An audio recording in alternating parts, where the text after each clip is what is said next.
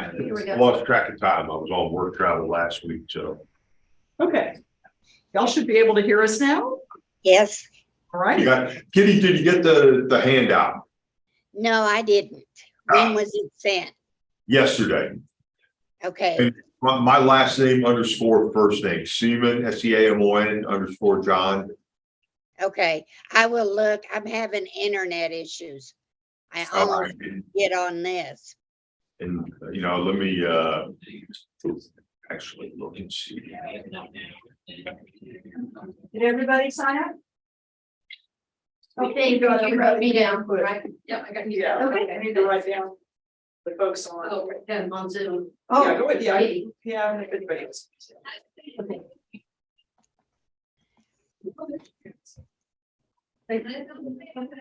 Oh, and Marcelo probably did not get. Yeah, Kitty, it shows that I sent it to Kosa Chata K at SBC Global. That's you? Check your junk email or something, because my computer sometimes signs my email and that makes it go to people's spam or junk. I will. I just can't get into it right now. Oh, okay.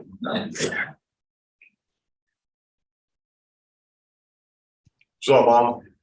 Take that problem. Can't see them both at once. I love that they're joining it. And then we have kitties, just two.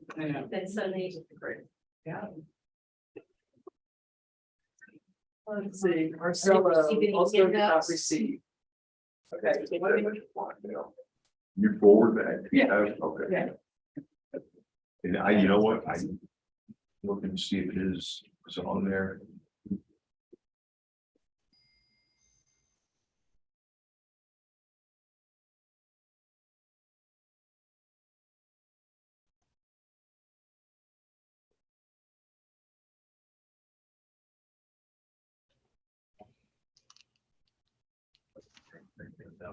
No, that was so bad.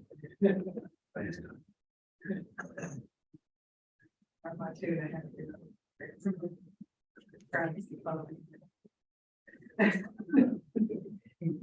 Go busy. 3 sentences later, you're speaking. Okay, the White House. You want you to go live? Are. It is. Okay, so this is where we go live. Yeah. Okay. She said that to Marcelo. I'm sending it to Marcelo. Awesome, thank you. It's thinking about it, so. Yeah. Mine's not even thinking. But it seems to be. I gave up. There it goes. Marcelo, can you hear us? Okay, awesome. And Kitty, you can hear us. Mom, can you hear us? Thumbs up. Yes. Thumbs up. Awesome. Okay, we'll get going. Just as an opening shot across the bow, I know that people are like, well, why did they start at the end and now go back to the beginning? Okay, so hopefully as we read through the first 2 chapters, or at least the first chapter, which we'll focus mostly on today, it becomes apparent about why we wanted to start at the end with what he calls his verdict. The author, Ty, calls his verdict. And it lays everything out. Okay, lays out all the facts, like Adam 12, just the facts, man. Or that was Dragnet. Dragnet, right? Okay. I call it the tail end of that growing up. And so we laid out the facts, got all the, cut through all the white noise, everything. And now we're going to go back and, and I think we picked up on the author's tone last week, right? We're reading the verdict, and some anger and some frustration and embarrassment, I think as well, came through. And he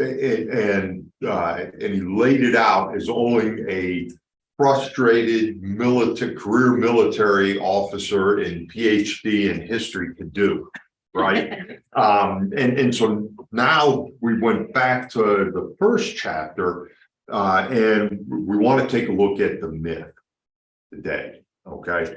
I think that if we had started with the myth, not saying anybody in this audience would be like that, but there might be some people that do what we call in the military fighting the problem, or fighting the issue, or fighting the premise, right?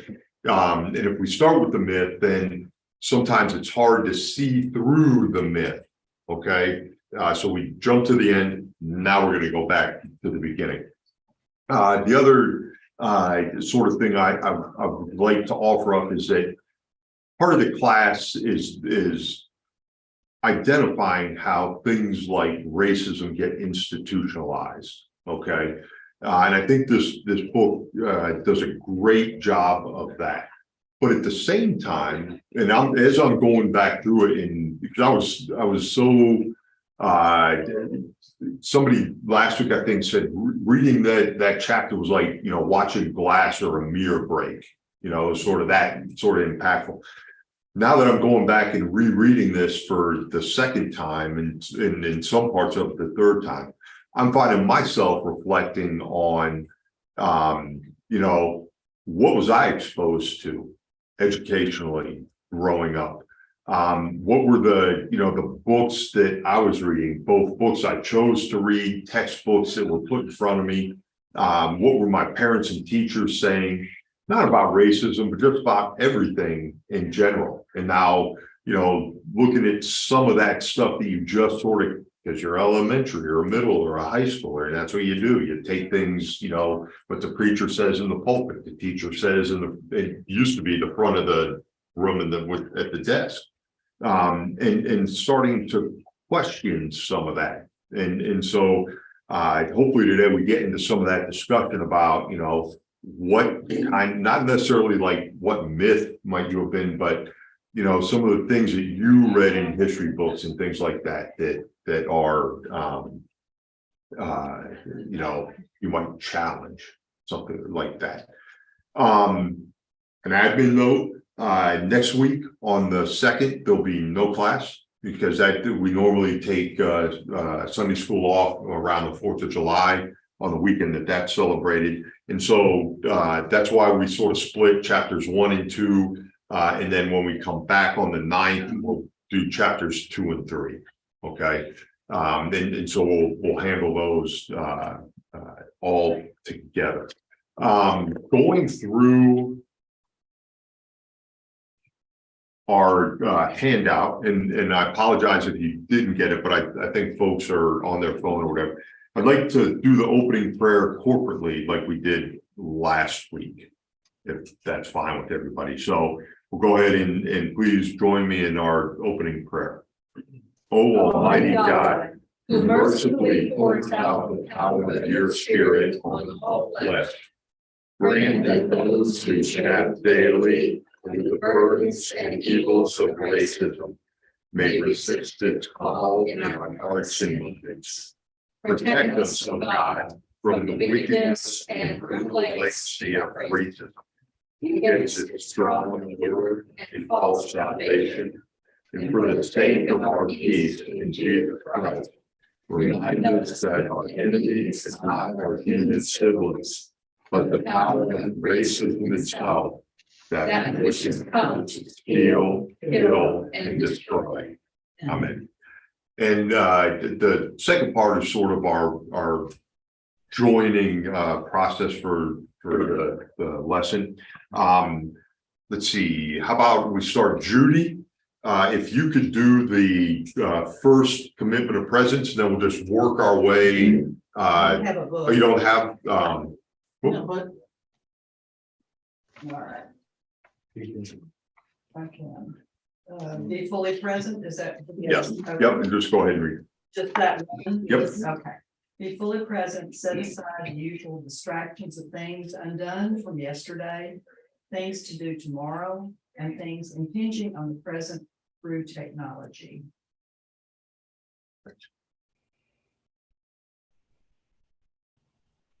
Listen generously. Listen intently to what is said, listen to the feelings beneath the words. Listen to each other as you would listen to scripture, attentively, mindfully, and open to the holy. We come as equals. No person's gifts, limits, or experiences are more or less important than another's. It is never share or die. You will be invited to share stories, but you will determine to the extent which you want to participate. No fixing. We're not here to change someone else's mind or fix them. Suspend judgment. By creating a space between judgments and reactions, we can listen to another person and to ourselves more fully. Turn to wonder. If you find yourself becoming judgmental or cynical, try turning to wonder. I wonder what my reaction teaches me. I wonder what they are feeling right now. Practice confidentiality here. What is said here stays here, but what is learned here goes out. Welcome discomfort and dislocation. Move against an instinct to construct a mental space of safety or to check out. Love the questions themselves. Let your questions linger.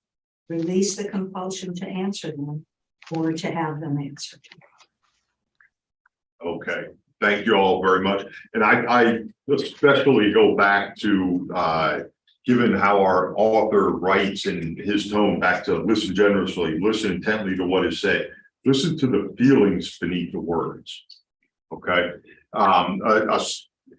especially here, the first chapter, which I think we'll spend probably the bulk of our time on, is titled "My Childhood Raised on a White Southern Myth." Okay, how did anybody pick up? How does the author, is by way of introduction, how does he feel about his childhood, looking back on it? Specifically with respect to the white Southern myth. He thought he was working towards an ideal as an adult human male. Yep. White male. True, Yeah. but he didn't see it that way. He saw it as a human being. Yep. An ideal man who had achieved what he was supposed to achieve in life. He also kept saying, using the word Christian. Yes. Yep. There's definitely that undertone of, and you get that a lot. If you read or if you watch like a lot of the more, especially more current, more period specific Civil War shows on TV or the movies. If you read a lot of the histories that are written from primarily primary sources, a lot of the letters that were written and things, there's a huge undertone of, this feeling that God's on our side and we're right on both sides. And they would go into battle saying, with God's will carry the day. But also, I don't remember in there that he really talked about his church. I was just thinking that earlier. Yeah, I never thought of it like, yep. I just thought of it now. It's just like, if you think of yourself as Christian, you think, well, where did I grow up? What church did I grow up? Who were our Sunday school teachers? Who was our pastor? And there was none of that. That is a great point. Now, I can tell you that probably he didn't have a strong in-church upbringing because he moved so often. But who does he substitute? He said in here, he says, and I wrote it down somewhere in here, he talks about Robert E. Lee as this Christ-like figure without sin. And he uses those words, specifically and intentionally. And so his church, and as we'll find out even a little bit later, when he goes to college, the first time he sort of had stability, and it's like he goes to, spoiler alert, Washington and Lee. Okay, after the Civil War, where Lee went and rescued Washington College, and became the president of it, I think. And in the chapel, where's Lee buried? if you've read ahead. Lee's body is in, the chapel up in the chancel. I mean, and he talks about him looking down with this gray sword and the myth that, Lee will rise from the dead with this sword and, strike that. Yeah. So, I mean, you're right. He never mentions his church, but he uses definitely the language and the symbology. And even I wrote this down. This was my opening note here. Said Lee was the greatest human who ever lived. Wait a minute, Well, didn't he also state the same thing, but he placed Lee above Christ? Well, exactly. I mean, in the myth, it's it's like right there. A little bit later in here, he also talks about we'll talk about how the myth is promulgated. The section on Gone with the Wind. He said it's the second most popular book in America. What's the first one? Bible. And you get the feeling you miss that begrudging. He sort of buried the lead on purpose.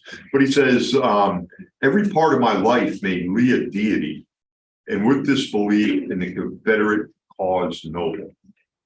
Right? So, he gets, he realized it.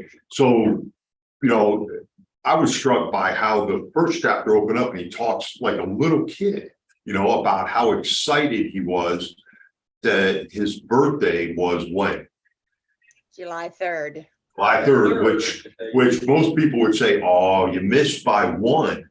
But what was his take on it? I mean, I missed the 4th of July by one. Battle of Gettysburg and Pickett's charge, right? And most people, I mean, if you're that was the turning point in the Civil War. After the Battle of Gettysburg, it wasn't the most important battle or the costliest or bloodiest or whatever. That was Antietam.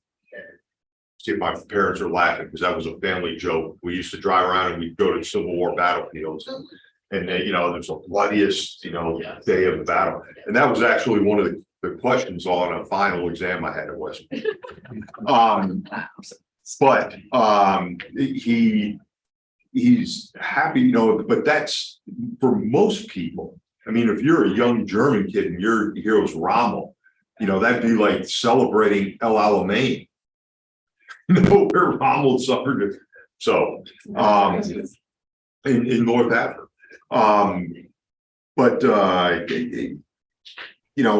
So he's excited and all that, but then at one point, he also gets through the point there where, again, the frustration, the excitement, and that I think he writes to intentionally talking about all these things and going through his memories. He'll start out, it's a very deliberate technique. He'll start out with fond memories of, discovering that his birthday was on that fateful day at Gettysburg, Lee's, greatest battle. And then he'll recall fondly, his favorite books growing up, right? Uncle Remus and Let's Meet General Lee.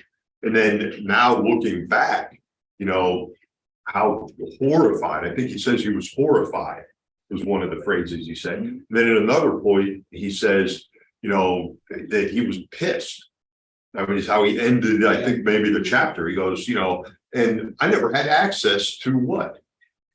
The facts, right? Because he always had, the myth was pervasive throughout his life.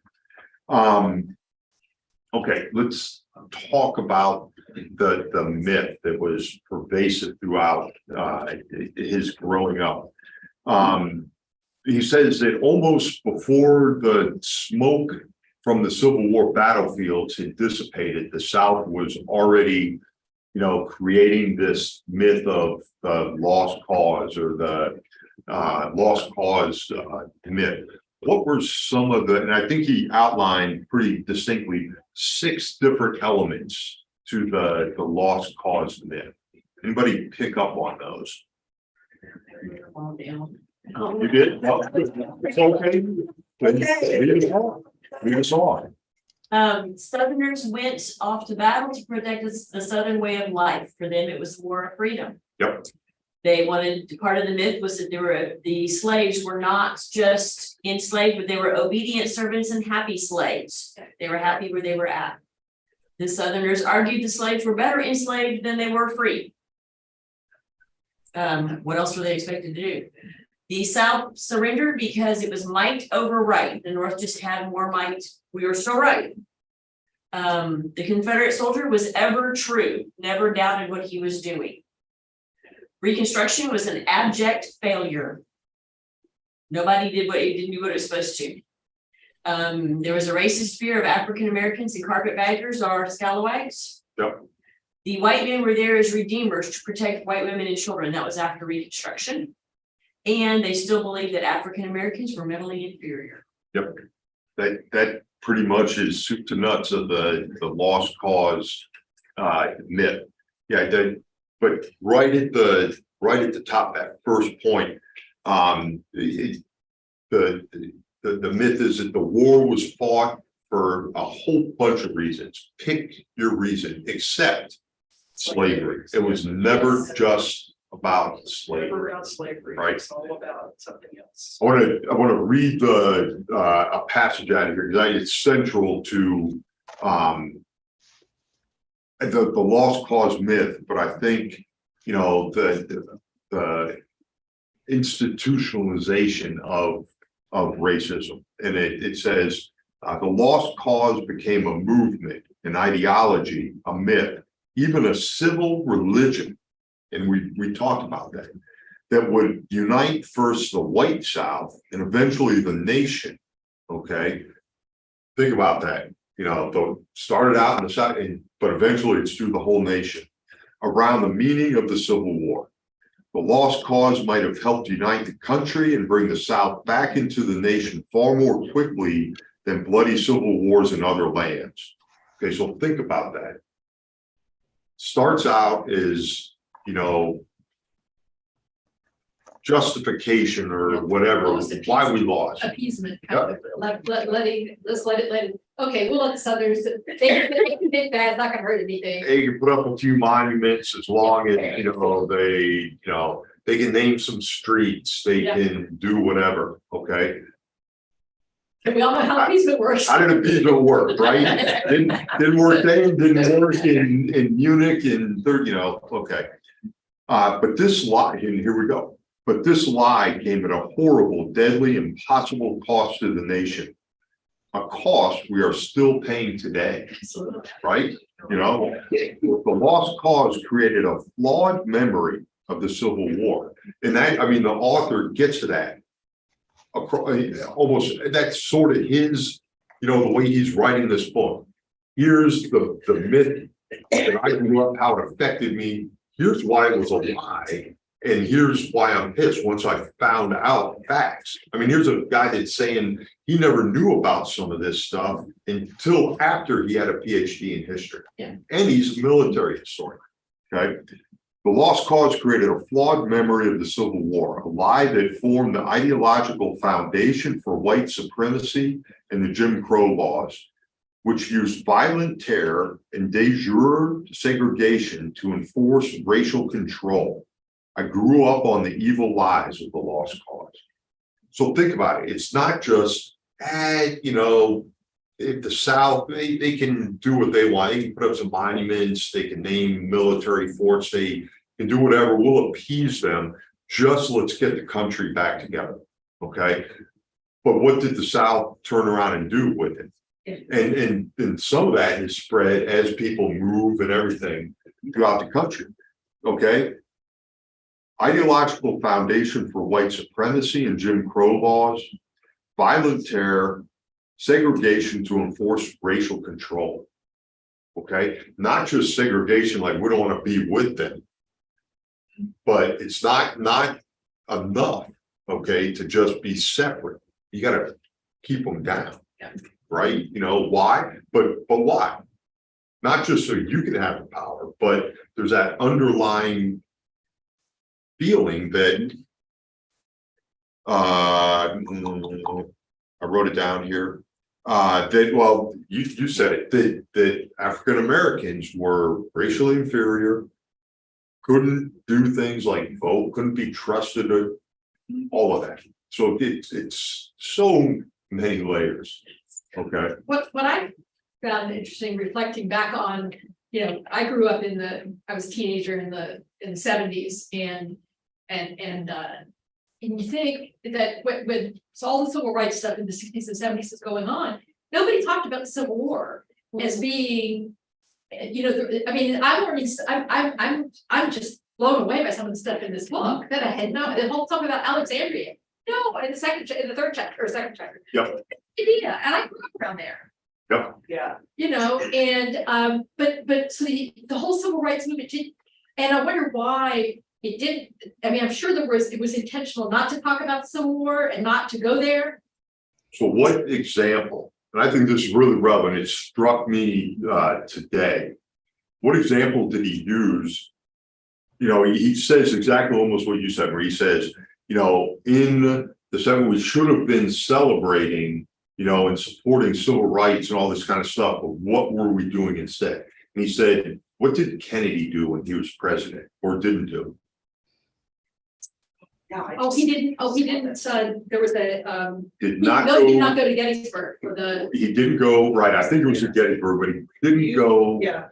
to the 100th anniversary. Yeah. Yep, honoring the Emancipation Proclamation. Because it was too controversial for white senators. Yep. Yeah. And he wanted to be elected. Yep. Yeah. And where was he from? Kennedy, Massachusetts, right? And I think the author said something, there was some example in here about, I'll never, side with so-and-so from Massachusetts. So, but now, how do we handle the Emancipation Proclamation? Juneteenth. Juneteenth is our newest national holiday, right? Which, okay, I have divided loyalties. Okay, I completely understand where the author's coming from. I have problems with Juneteenth because the mainline media right now says that is when slaves were free. It was on June 19th, 1865. No, that is when it was announced in Galveston, Texas. I have no problems with it being a national holiday, but please publish it correctly. Yeah, so I If think you're going to make up a fact. yeah. Publish it that way. Well, I think it's just a misunderstanding of it. Some people think that it's when Abraham Lincoln signed it, but it was But he was actually, dead in 1865. but it was the day that it Was was announced in. officially read in the last state. Yes. Okay, Last Texas state. just happened to be the last state Yep. that it was read, and but more than just read, who was it read by? A union. Yeah. Union Right, officer. a union officer who then said that we will enforce Enforce it, this yeah. with the United States Army will enforce it, so it became the law across the land, the whole land, and that's June 19th. So that was the last set of slaves Well, it was just the that last were free. place that it That made were- it to. that were, in they the were, they were enslaved Yes, and the government Right. enforced. right, So it's a celebration of freedom, it is, but yeah, it's not, but having grown up being a Texas native, right. it's nice. So how did you grow up as a Texas native observing Juneteenth? As a white. You don't, as Never we told didn't, you about it. like white Texans didn't, other than you did not purchase or eat a watermelon until after June 19th, because nothing produced prior to that was sweet enough. Anything that, Never heard that. yeah, after Juneteenth is when you want to pick up your watermelon, because then it is truly ripe. Interesting. Offhanded. Well, you know, I was taught that, blacks love watermelon. Yeah, I was back in like your offhanded. But yeah, it's, well, I mean, but aside from that, you don't eat a watermelon before June 19th because it is not truly ripe or fully sweet. I think that's true. I got a terrible one. I just last. But that's, But In a couple of weeks. I'm gonna share some personal history here. I have an ancestor who was part of Hood's regiment who lost a leg and a brother at Gettysburg. Okay, that's on my daddy's side. On my mama's side, she grew up in Comfort. She had ancestors who were murdered, who were massacred at the Battle of the Nueces. Union sympathizers trying to leave the state of Texas to go fight for the Union. There's a monument in Comfort across the street from the church my mama attended as a child. Wow. Wow. I know that not this past year, but a year ago, I helped out at Pioneer Farm when they celebrated Juneteenth. And they were handing out big red drinks. And they shared that in the South, it was popular to make a strawberry punch, but that was something the slaves were never allowed to drink. And so when Juneteenth came around and the celebrations, the slaves would make a strawberry punch, which is apparently kind of similar to our Big Red. And the Big Red is associated with Juneteenth, which was something I had never heard of. I found that very, very interesting. But I grew up in Indiana and I never heard of Juneteenth until I moved to Texas. And when I came here in the late 70s, it wasn't a big holiday, you know, it was kind of like, okay, something about the blacks and didn't affect me or anything. And, you know, just recently that's become Well, that's a thing. Same way, I'd never heard of it until I came to Austin. Yeah. And it was sort of the same thing. I mean, it was sort of in the same thing of more being a community, you know, Yeah. from the black community, like Kwanzaa or Yeah. something like that, you know. It was not a white holiday. Am I morally opposed to it? No. No, I think it's a great holiday. I think it needs to be celebrated. But growing up, it was not a part of my. Yeah. Yeah, and I read an interesting thing about it, you know, when we were celebrating it, because it's the new holiday. That said, you know, some of the stuff that is published about that is done kind of in Kwanzaa colors. As though it's this African holiday and it's really just for the black people and et cetera. And they said, and this was written from, you know, kind of the black community point of view. They said, this is an American holiday celebrating something that the United States of America did. It has nothing to do with Africa. Okay, so let's do red, white, blue, please. Well, Let's not do it in African. I was gonna say, part of what I did at Pioneer Farm was dress up in my costume for living history, and I was to tell the story of Juneteenth and how it was celebrated in the late 1800s as people stopped by to hear the story. And so I did a lot of research at the Austin History Center, and apparently they always traditionally had a big parade of the black people, but some of the accounts indicate that occasionally there were white people that joined in. They would start at one of the black churches over in East Austin, go over to Congress Avenue and go up to the Capitol, and they would dress in red, white, and blue. They often elected a black young woman as Lady Liberty. And they had floats, they decorate their carriages and their hats, as they called them, and their horses and themselves, and baseball was a big thing. And they usually have a big baseball game, and so the two teams would usually march in the parade. And some years they had medals for the winning team. And there'd be speeches and singing and dancing on the Capitol steps. And then they would retreat to a park, and there were several different places they went in different years. One of them was kind of over by Rosewood area. One of them, I think, is close to where what's the university in South Austin? St. Edwards. St. Edwards, and I think there was another more Houston. Eastern Austin. Houston Tillotson. Houston yes. Tillotson College. It was by, a lot of it was by Houston Tillotson. And they'd have wonderful picnics and singing and dancing in this big baseball game, and just a fun afternoon of celebration. And I remember one of the articles I read, because a lot of the information was, if you go into the archives of Austin American Statesman. So some articles were bigger and detailed and some were less, but one year apparently there was a huge severe thunderstorm that came up and cut everything short. But it was quite interesting reading these, ranging from about 1870 to 1899 articles and how it was celebrated in Austin. I was watching ESPN. I'm a big sports nut, and on Juneteenth, they had one of their Black woman sportscasters or hosts come on in and say, what is Juneteenth? And it was really interesting because she said, I want to get the truth out here. And one of the things that struck me, and I've already finished the book, was you don't understand that we still, as Blacks, have to go past statutes, travel on roads, and all those things that, we've talked about at West Point. And she said, you don't know until How that make you feel. and I thought, wow, this is what we're talking about. Yeah. I'm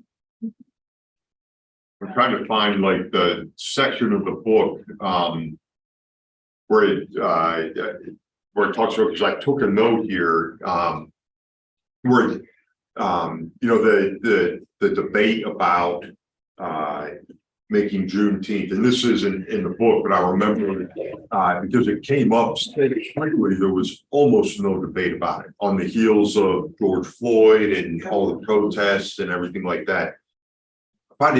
Anybody else find it ironic that the national holiday that Juneteenth is replacing?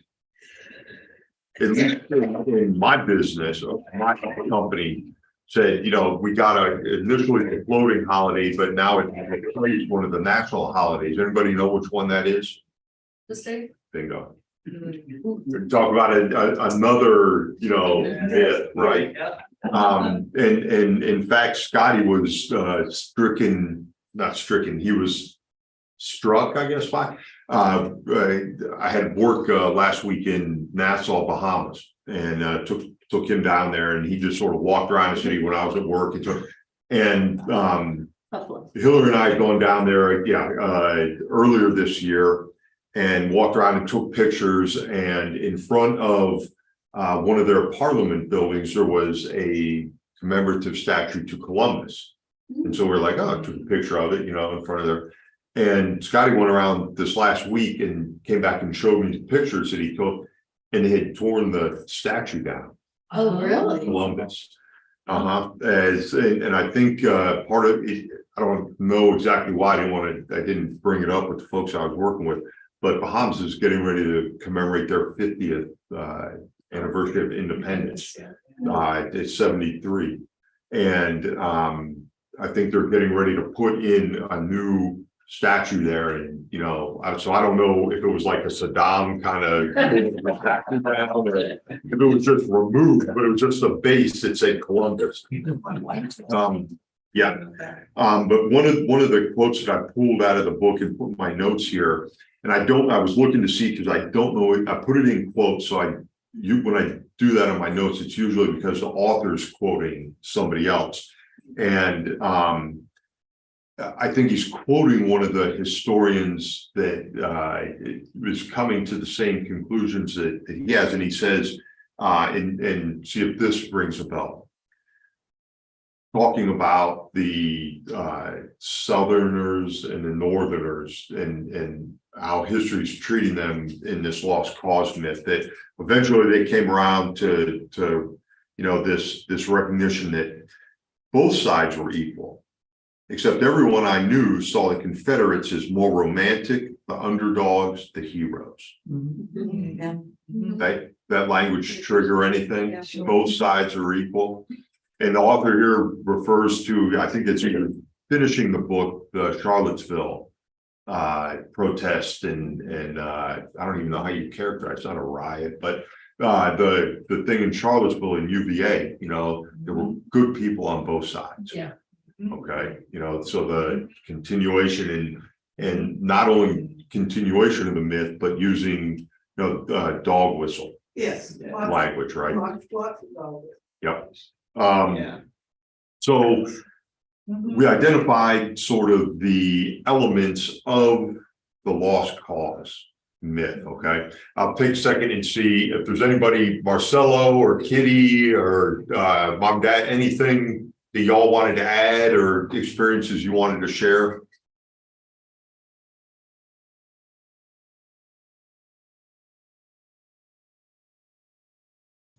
Nope, okay. Kitty, I think you're trying to come off of mute. You had something?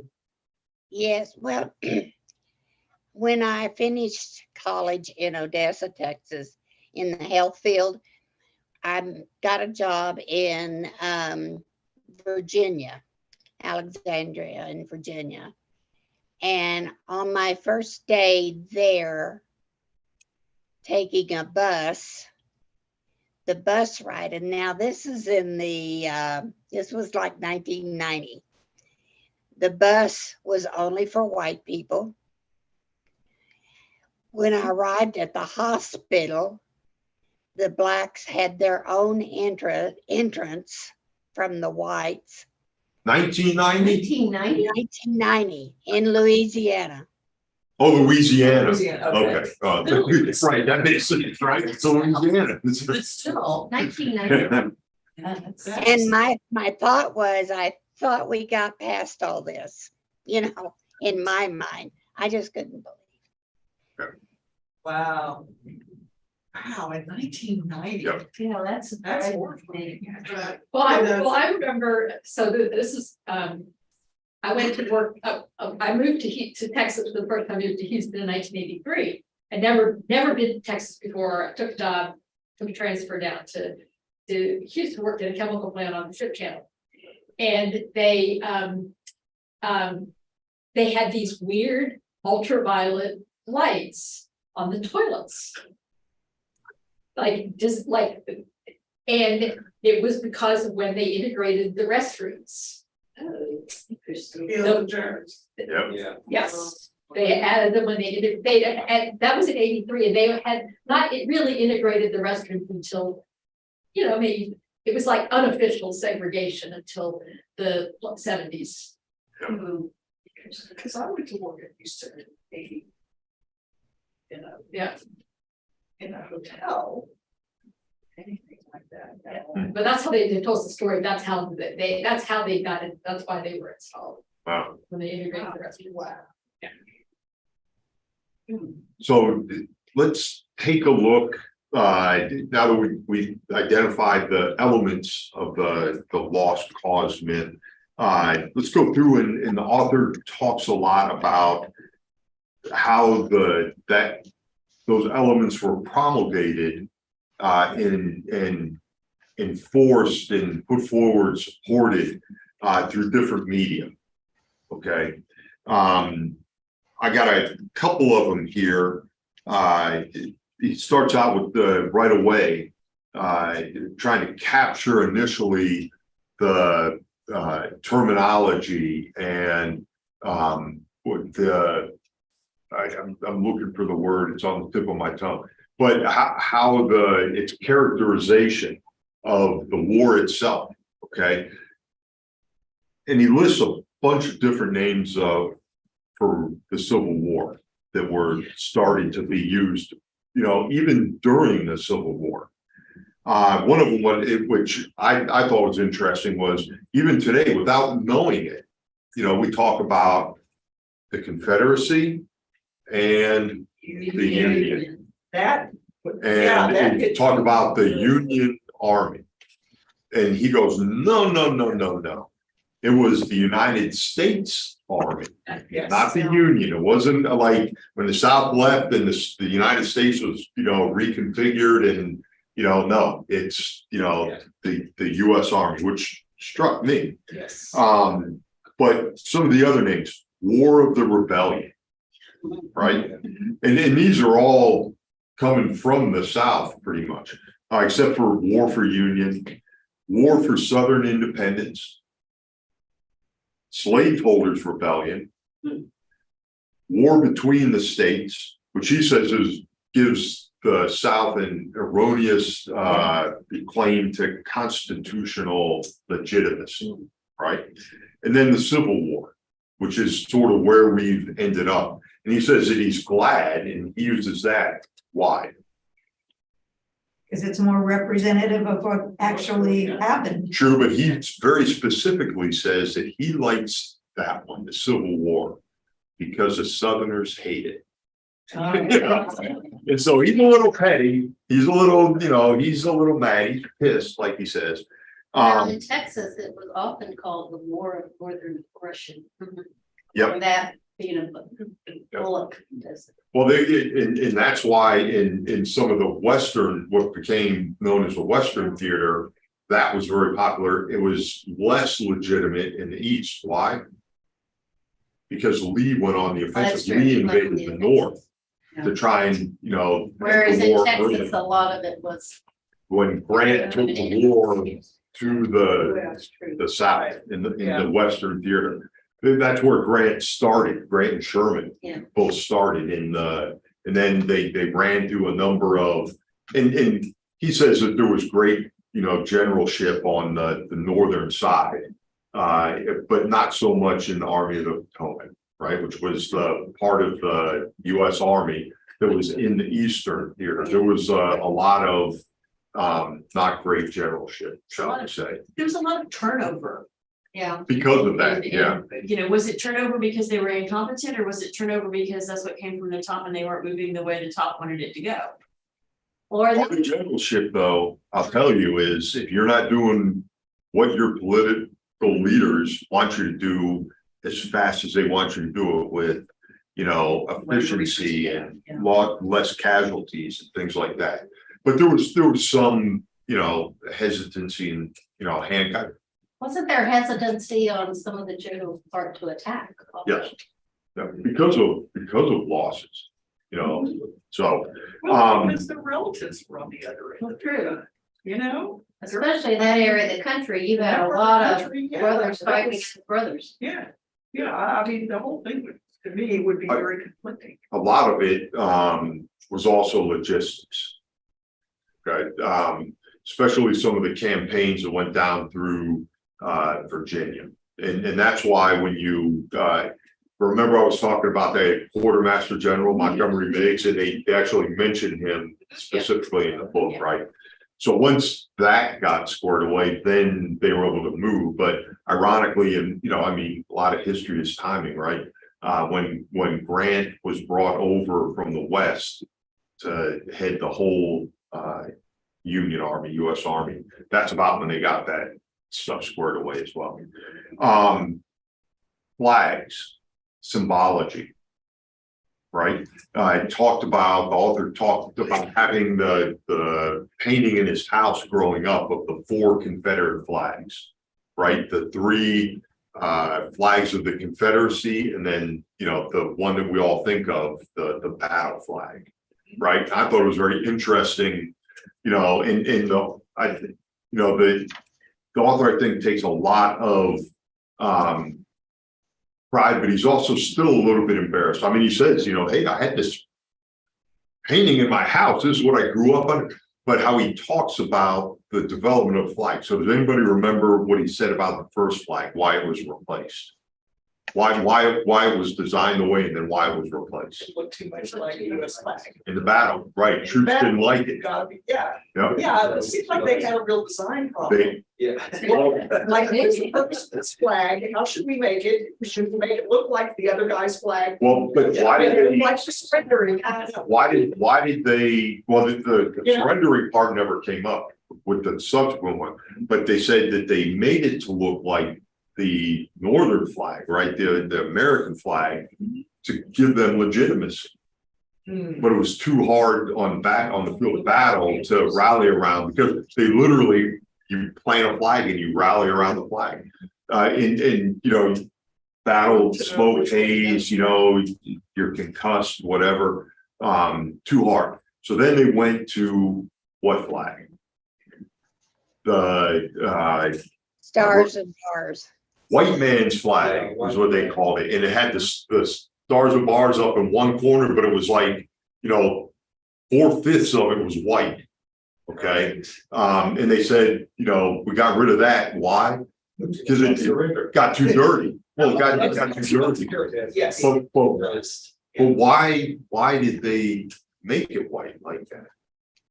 Because, White symbolism, white supremacy. Yep, and they said, you know, and they got right down to it. They were like, hey, we're fighting for, you know, a white man's way of life. Yep. You know, and then what a better way to put it than in your flag.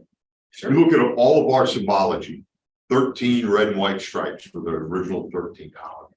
You know, the blue emblem with how many stars now? 50, right? Very symbolic, but you know, they were like, hey, we're gonna make our flag white. Right. And then at the end, the third one that they got rid of, or they switched to right before the end of the war, was with the blood stripe on it, right? You know, it had a stripe, and I will send around my notes where I went and Googled these flags. So I don't even remember seeing them and pulled the images over. So can you email all that? I will, yes. But all of those flags, but especially the battle flag, is the one that is, you know, the symbology of the Confederacy, and was immediately taken over as, you know, a symbol for white supremacy. And so much so that it was a rallying cry by two states in particular that incorporated it into their state flags, right? Mississippi and Georgia, and only recently removed it. And they used to fly the Confederate battle flag on 2 days. Anybody remember what the 2 days It were? was probably one. Well, it was Lee's birthday. Oh, I mean, these were like national, Okay. you know, recognition. You know, you across Lee's birthday, and then on the day, I think that it's either the surrender day or the secession day. I can't remember for me, but it used to fly. I mean, you know, is in celebration. You know, Yeah. uh, That's so interesting, because I don't remember any of that. Do you remember growing up in Texas? Do you remember ever seeing the Confederate battle flag being flown by the government, or? No. well, it is right now on it's flying right now on the grounds of the state capitol. Is one of the 6 flags. The Confederate. Oh, yeah, it's like on the text. Well, that's a Six Flags thing. That's a little bit different. Okay, Because agreed. we were part of the Confederacy. Yes, So we I should, mean, that's history. we need to remember that. But as far as actually flying it in memory of anything in particular. Oh, Kitty. Our high school flag was the Confederate flag with the Confederate rebel as our mascot. Yeah, our other high school, not the one I went to, but the other high school in town was the rebel. Yeah, I remember both of y'all saying that. Yeah, Lehigh. Travis High School in here in Austin, I think. They were the Travis Rebels. I'm pretty sure. Yeah. Yes. I went to Robert E. Lee High School and we were the Rebelettes. We had a flag on our little uniform. Yes. Yep. And where was that? Tyler, Texas. Same with Yeah. Lee High School in San Antonio. Extra credit, Judy, if you wear that next time. Picture. So we have, you know, trying to, the media that promulgates the myth, okay, we got the name of the war and right away trying to capture that and portray it in a better way. Flags and other symbology, what are some other ways that the author remembers that, you know, just being the ever-present myth? And Well, getting history sucked into- books, the way it was was presented presented, is, Ah, it was, I mean, I went to elementary school in Northampton, Massachusetts, and you don't get any more Yankee than that. Yeah. And our books were The War Between the States was what it was called. And Lee was portrayed as the gallant hero and Grant was denigrated as in the history book. Yeah, in the history books That that was, they. I said something about it to Bob about, because I was asking him about growing up. And I said something about Grant as a general, and he said, well, nothing got named after him because he was terrible. He was a drunk. He was a terrible general. I was like, but he's a, They did win. Yeah. but that's, I don't think- now I have to also say his mother's middle name is Lee. After generally. for the family. Oh, you're, My mother-in-law's middle name, Mm. Margaret Lee. Lee. And was there a southern connection? Oh, yeah, they grew up in Texas. Yeah, his mom and dad were both from Texas. Yes. So the author definitely talks about the textbooks in terms of, and this is going to emerge as a theme. So he spends the first chapter sort of laying out, what the myth is and how it's, put out.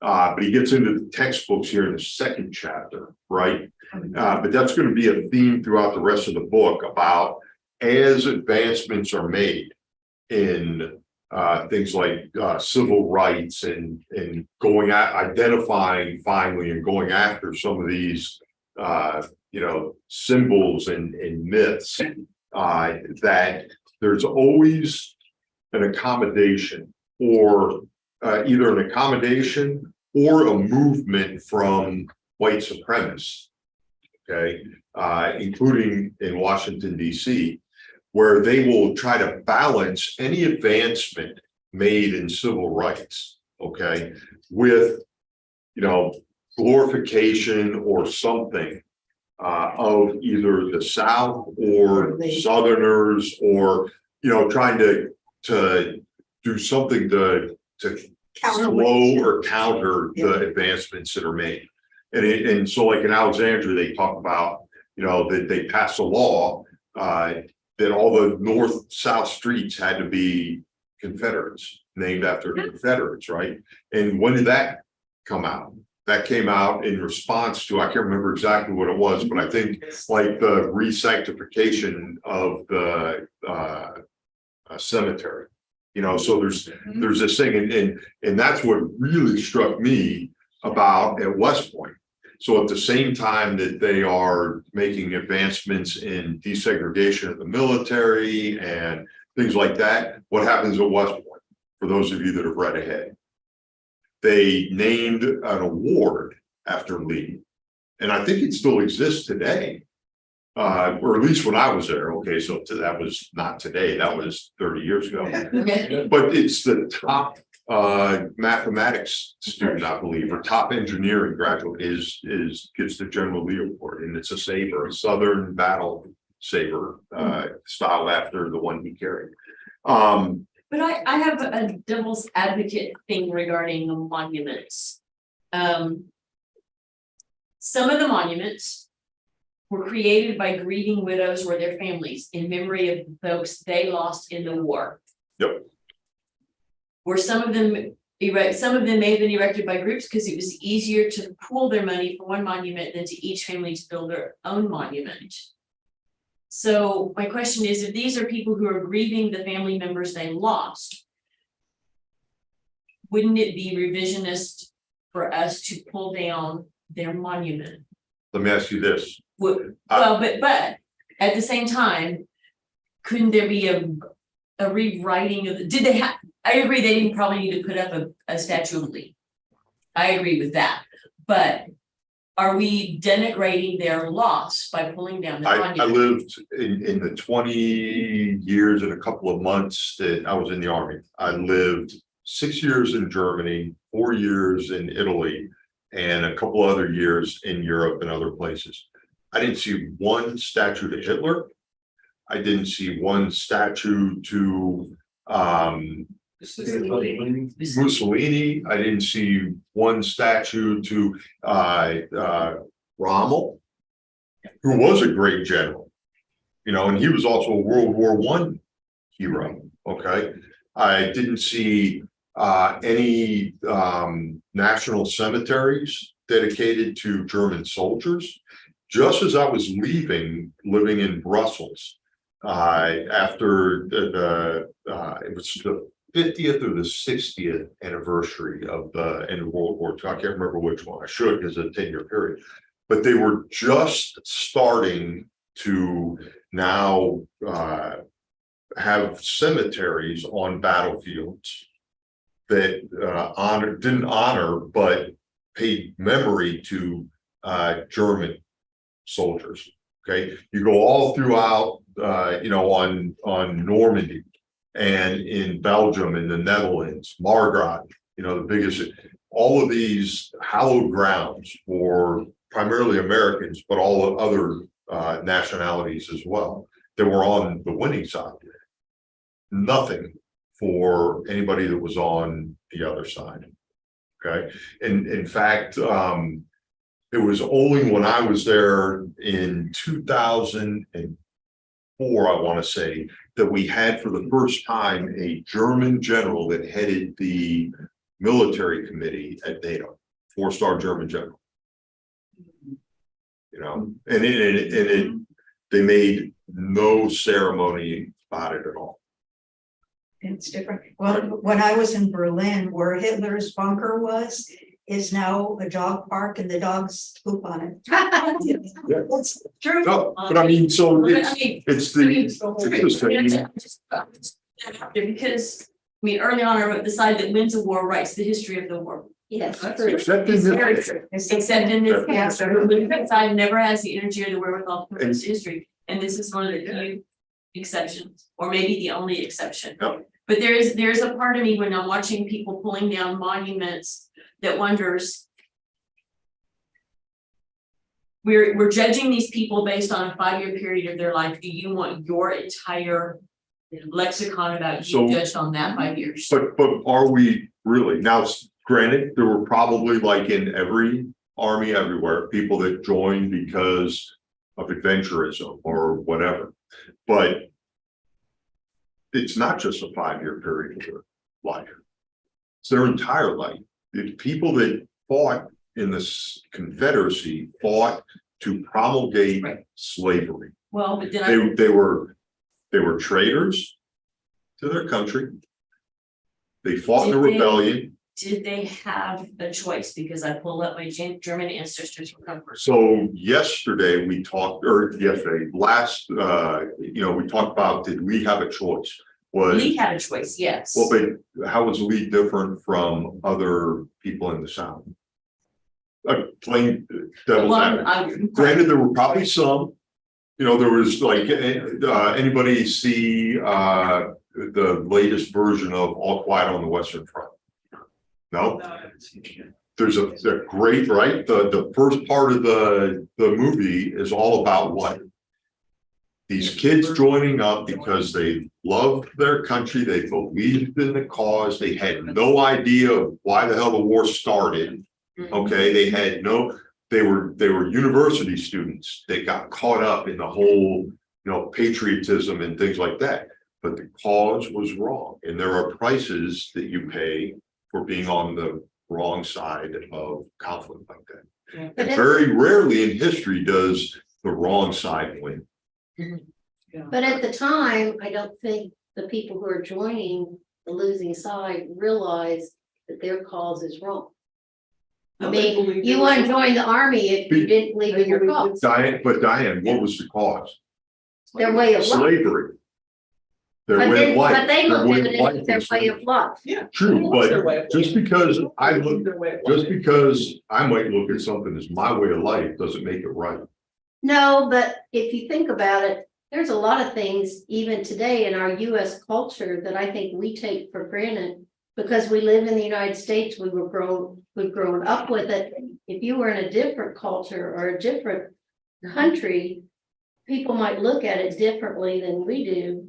So if you had been raised as a child on a plantation and you were white, but you had slaves on your plantation, that's what you knew as life. That's the entire point of the lost cause myth. I have personally witnessed genocide on 3 different continents, Wow.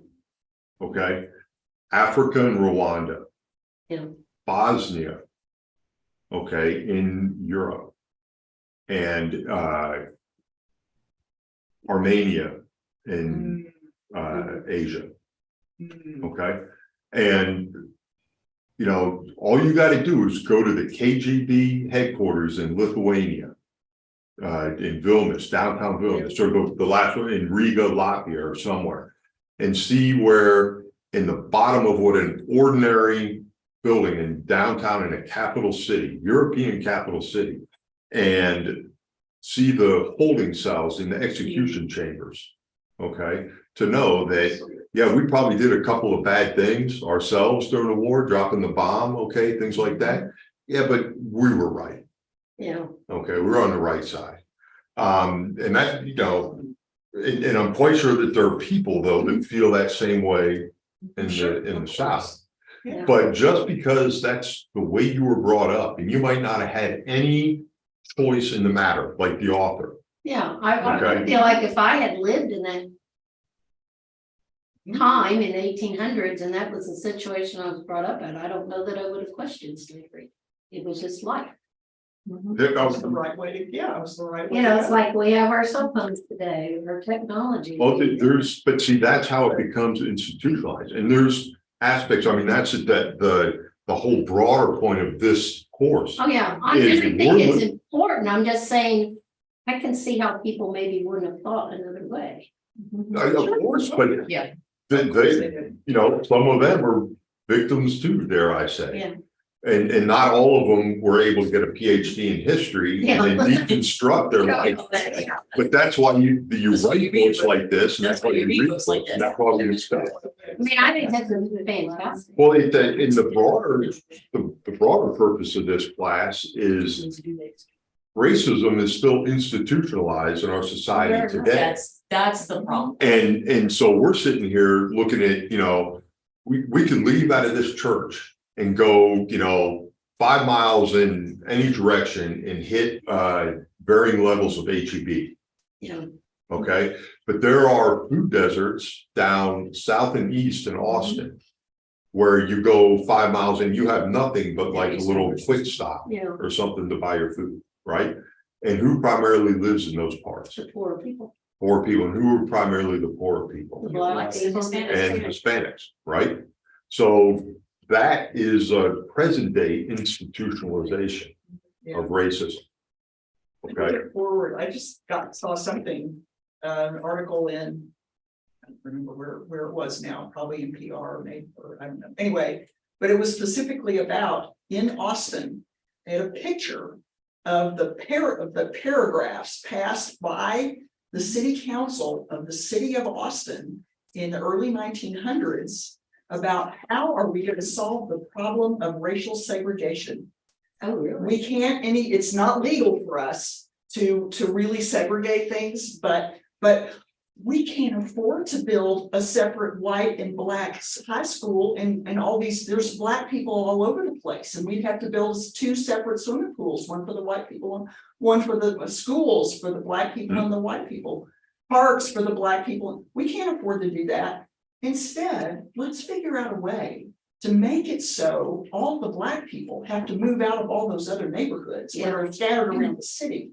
And let's make them all move to East Austin. And so they cut off utilities. They didn't pave roads. They didn't build, they closed schools and tore them down. So if you wanted to send your child to school, it had to be across town in East Austin.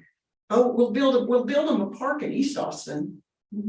I mean, you read this and you just go, Well, see, I mean, it was horrifying, and that was in the early 1900s, and that is what they did, and it worked great. It worked exactly as designed. And it happened for a while because we had a docent who was black at the Bullet, and she shared with us, she remembered growing up as a young child west of I-35. Yeah.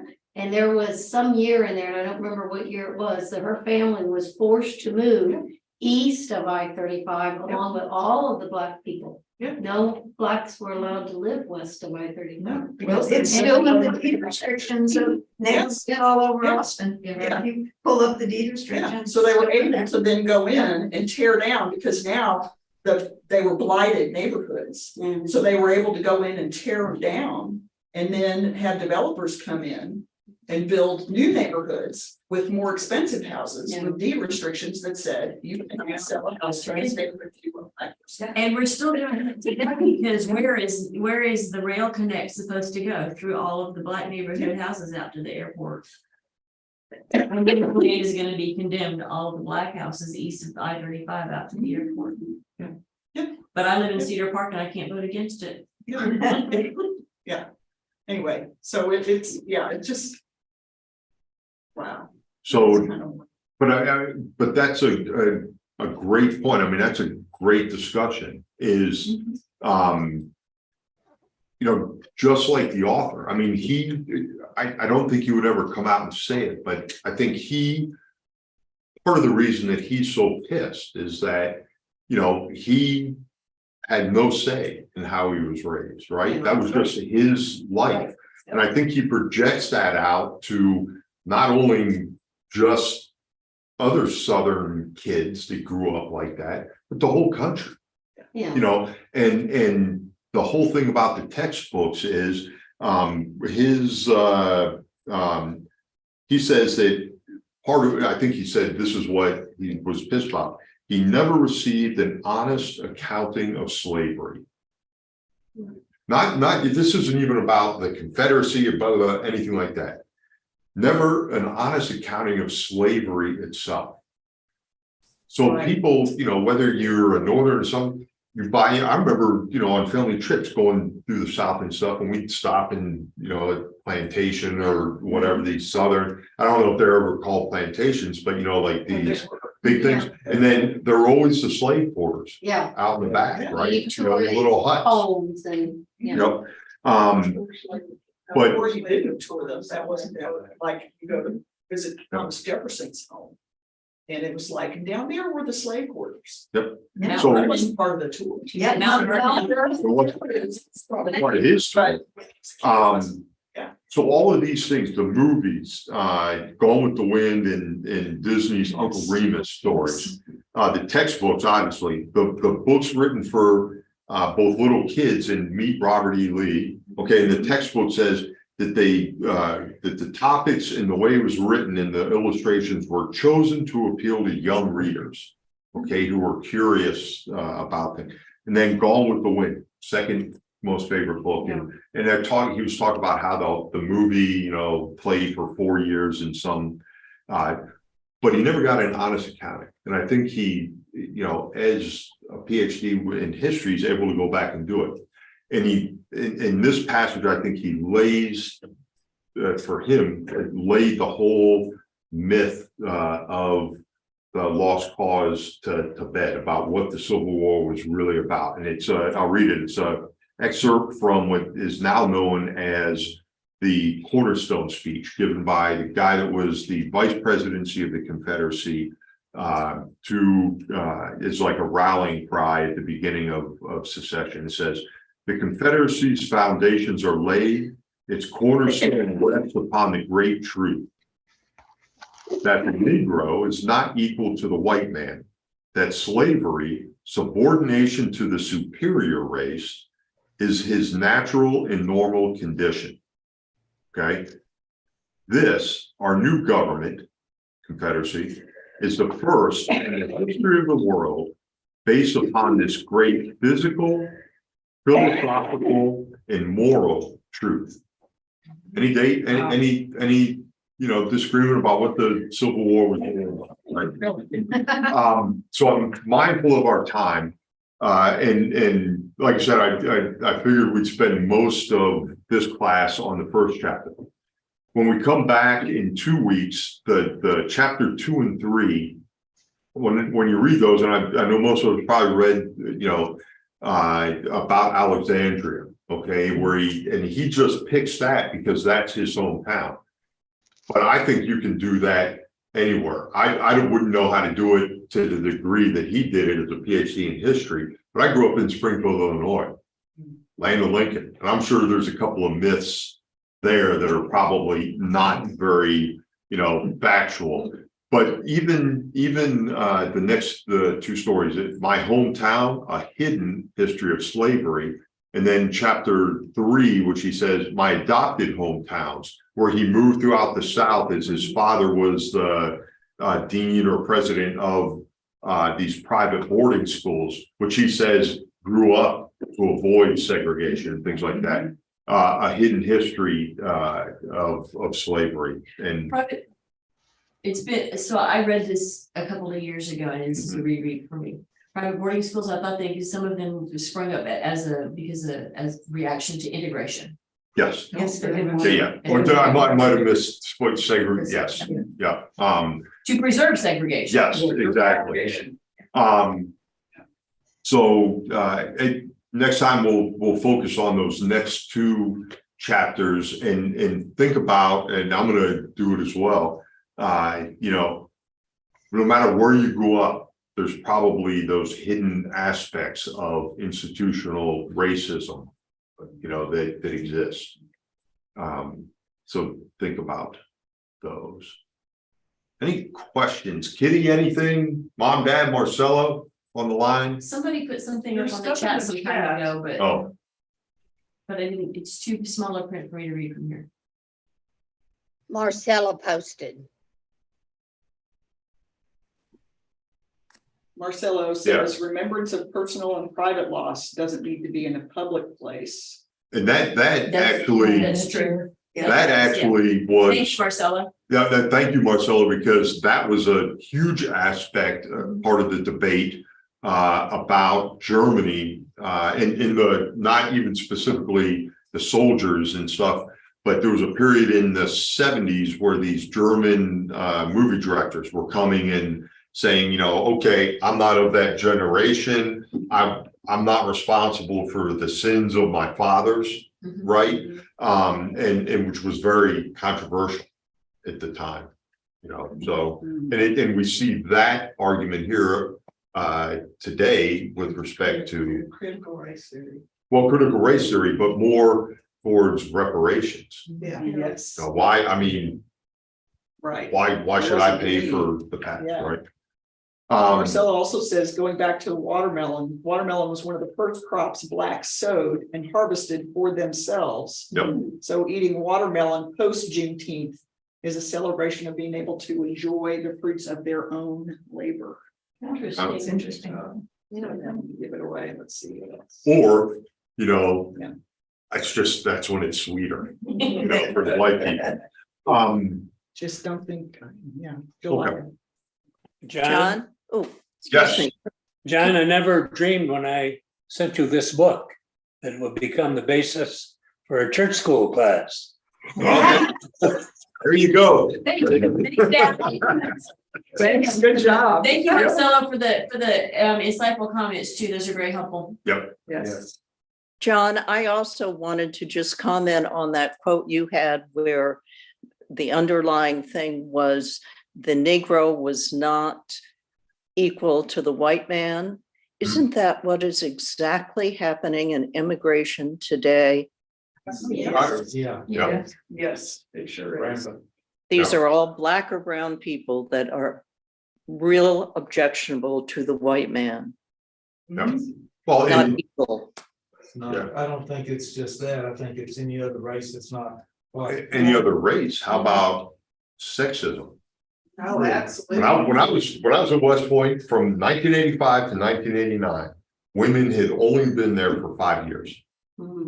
And I mean, there was a little bit of racism that I saw, but you know, to this day, it makes my spine tingle how I saw females treated there, Yeah, you know, yeah, so,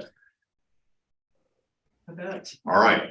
But that's a whole different course. And I think it In your third question in today's handout, yep, a little bit, looking in the present, do you see any similar myths, whether oriented on racism, sexism, ageism, anti-LGBTQ, et cetera, that might affect our youth? yep. No, I mean, that's a theme through the whole thing. Yeah. Okay, will y'all join me in our closing corporate prayer? Let us pray. Holy Spirit, our hands are your hands. Fill our lives with your light.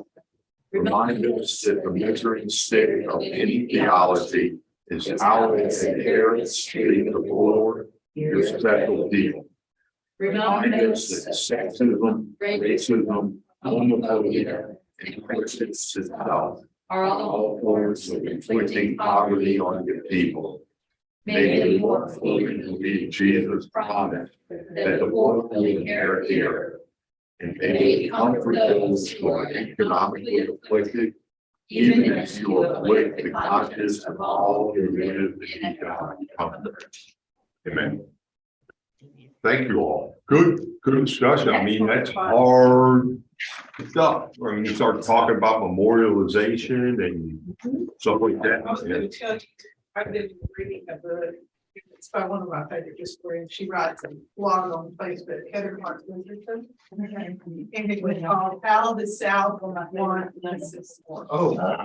And it talks about how, but you talk about the Central West, how all that, lost cause thing moved west in the form of the mountain man, the cowboy. And it was just like, wow. Well, I mean, our whole, I mean, it's not even just a myth of the first myth that we had was that I remember learning about manifest destiny. Yeah. And right?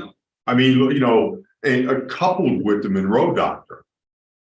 And I mean, think of that, think of those two things, it's two of our earliest national foreign policies, because, you know, manifest destiny involved, you know, it was international because, you know, the French and but one was, we're destined by God to do whatever, to conquer this land and all the people in it. And everybody else stay the hell out. East to west. Yep. Stay the hell out, everybody else. And it was the white man.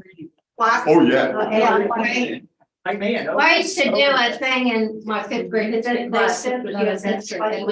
them on the floor, you know, in a rectangle basically. And I'd have a few start on what would be the East Coast. And then I'd have a few more come in and say, oh, you've got to move over because we have somebody else coming in. You've got to move over. You've got to move over. And we keep doing that. And then eventually sometimes, oh, well, you've got to move again. And then we kind of grouped some of them onto a reservation. Well, we gave them New Mexico. Yeah. So much money. Well, and then then what happened? What do we find where we put them? Oil. Right? Gotta go. About halfway through, the kids will catch on, you know. Then, when we finally put them where we thought there was nothing, it ended up being the pathway from the oil. Yeah, exactly. Crazy. See y'all. Bye. I'll give y'all a call later. Talk about. John, you are an amazing teacher. Well, thank you. Oh, I don't teach, I just moderate.